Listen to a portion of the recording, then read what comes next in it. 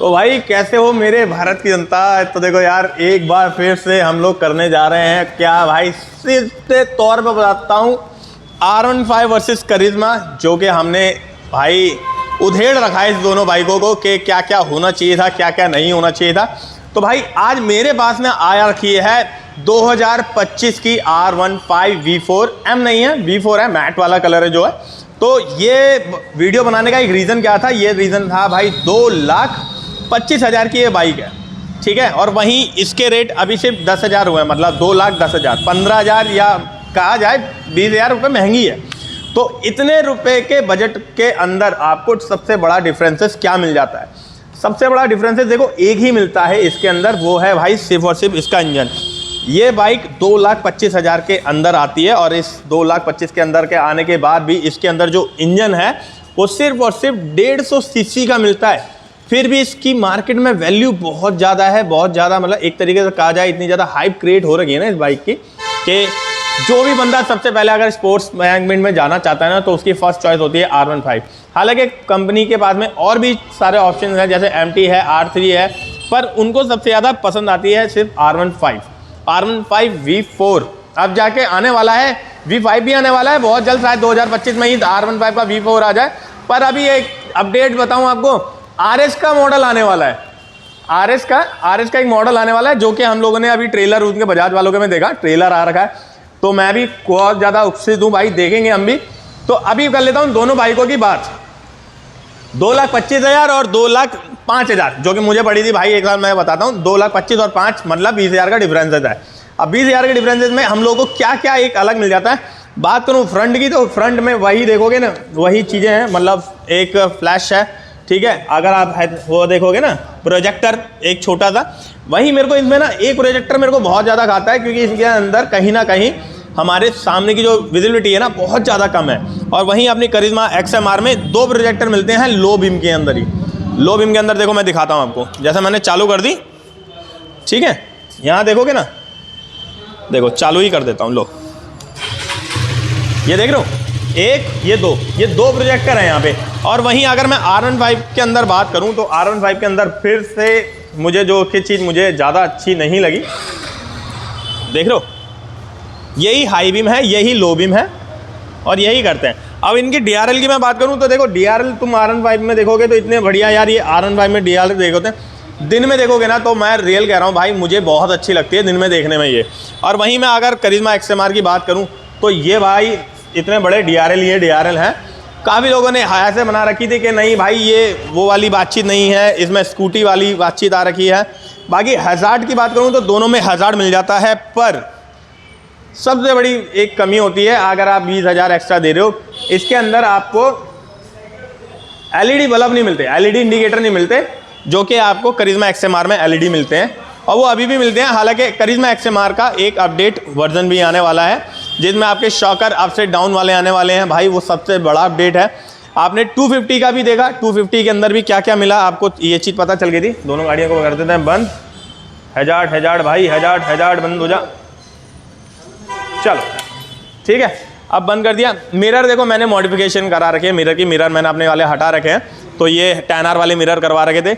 वहीं आपको करिश्मा के साथ आपको अगर मोस्टली बाइकों में देखो अगर दिख जाएगा R15 के, तो ये वाले मिरर लगते हैं। पर मोस्टली देखो काफ़ी लोगों की आदत है, ये इतने अच्छे मिरर होने के बावजूद ना वो ऐसे करके रखते हैं, ऐसे इसकी बुंड को अंदर रखते हैं, देखो वो फिर अच्छा नहीं लगता।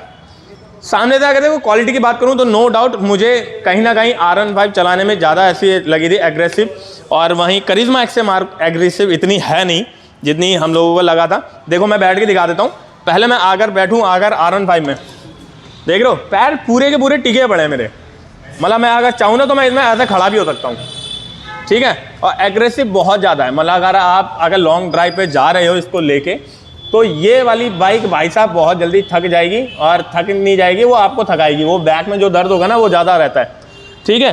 तो एक इसके अंदर रहा।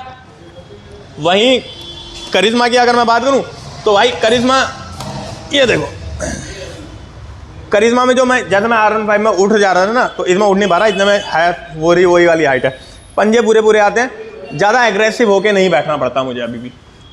ठीक है। बात करूँ अगर मैं इसे लेकर जाने का, तो भाई अभी कितनी चल चुकी है, 1 साल पुरानी हो गई है। ये 2025 का मॉडल है, ये 2024 का है।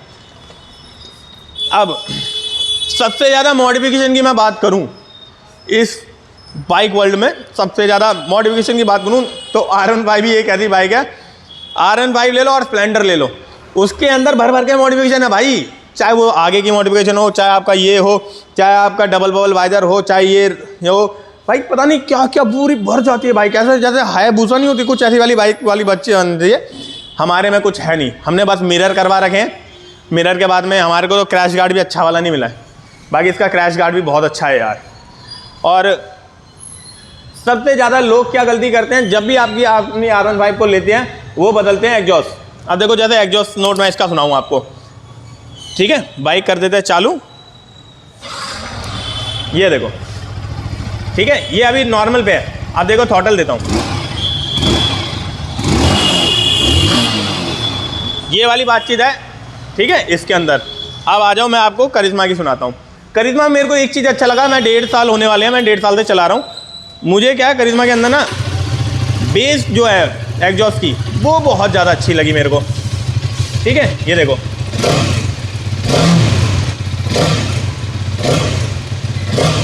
और ये वाली बातचीत ना यहाँ जितने भी जो करिश्मा कह लो या R15 के ऑनर कह लो, ये सारी बातें उन लोगों को पता होती है कि हाँ भाई किसके अंदर बेस ज़्यादा है। इसलिए मोस्टली लोग अपनी करिश्मा में अभी तक तो चेंज नहीं करा रहे। काफ़ी लोगों की कमेंट थी कि भाई मेरे को ना ये मिल नहीं रही है, मेरे को ना अभी तक ये मतलब कहीं तो दिखी नहीं मेरे को। भाई दिखेगी कहाँ से, जब आप लोग प्रमोट ही बाहर की बाइकों को कर रहे हो, मतलब जापान की बाइक को आप प्रमोट कर रहे हो, तो करिश्मा इतनी जल्दी मिलेगी नहीं। क्योंकि भाई वो भी बात सही है, कोई इतनी जल्दी भरोसा नहीं करता यार, क्योंकि बिल्ड क्वालिटी को लेके। बाकी बिल्ड क्वालिटी की अगर मैं बात करूँ ना, ये बाइक उस बाइक से 20 किलो हल्की है। अब बिल्ड क्वालिटी आप लोग मना लो। अब बात करूँ मैं टैंक की, तो सेम टैंक मिल जाता है, 11 लीटर का यहाँ, 11 लीटर का वहाँ। वो 210 सीसी की है, ये 150 सीसी की है। इसकी माइलेज 40 प्लस है, उसकी माइलेज पूरी 30 भी नहीं है। ये चीज़ मेरे को ज़्यादा खाती है कि 30 की भी माइलेज ना होना, ये ज़्यादा मुसीबत आपने को पड़ जाती है। मतलब हम लोग लेकर जाते हैं ना, इतनी कमा लो, कम से कम अपनी ना मेरी वैगनार दे देती है मेरे को। अगर मैं बात करूँ ना, वैगनार मेरे को 20-22 की मेरे को आराम से मिल जाती है। इसके मुझे समझ नहीं आता कितनी मिलती है यार। बाकी आप लोग कमेंट करो कि आपको 2025 में R15 लेनी चाहिए या लेनी नहीं चाहिए, और करिश्मा लेनी चाहिए या नहीं लेनी चाहिए। क्योंकि भाई काफ़ी चीज़ें ऐसी आ चुकी हैं जो कि हमारे को कॉम्पिटिटिंग में लेकर आ जाते हैं, और हीरो का बहुत अच्छा काम चल रहा है भाई। मैं आपको सही बता रहा हूँ, करिश्मा आने वाले टाइम में सारी बाइकों की सेल खा जाएगी। 2025 की जो मैंने अपडेट देखी वो भी एक नंबर है, ठीक है। इसके ही के अंदर 210 के अंदर मैंने एक अपडेट देखी जिसमें अपसाइड डाउन वाले अपने शॉकर चेंज हो रहे हैं, वो एक नंबर का है, कलर एक नंबर आ रहा है। तो भाई ऐसी क्यों जो है ना अपडेट आती जा रही है, जो कि मिलेगी आपके चैनल SK फूड गियर पर। तो चलिए वीडियो को करते हैं यहीं समाप्त। तो एक बार फिर से हो गई R15 वर्सेस करिश्मा XMR। तो मिलते हैं दूसरी वीडियो में बहुत जल्द। और आई होप आपको वीडियो अच्छी लगी हो। तो वीडियो अच्छी लगे तो भाई चैनल पे जाओ, सब्सक्राइब कर दो, 10,000 बना दो कैसे न कैसे करके। बाकी चलिए मिलते हैं बहुत जल्द।